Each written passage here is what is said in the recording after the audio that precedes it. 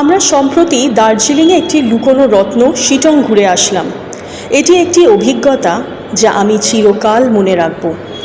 জায়গাটি ছিল হিমালয়, কাঞ্চনজঙ্ঘা আর প্রাকৃতিক সৌন্দর্যের অদ্ভুত দৃশ্যে ভরা।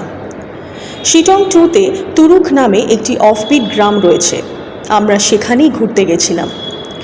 আমরা খুব কমফোর্টেবল একটি হোমস্টেতে ছিলাম যা আশেপাশের পাহাড় আর উপত্যকার দৃশ্য দেখায়। হোমস্টের নাম ছিল ঘর আ হোম।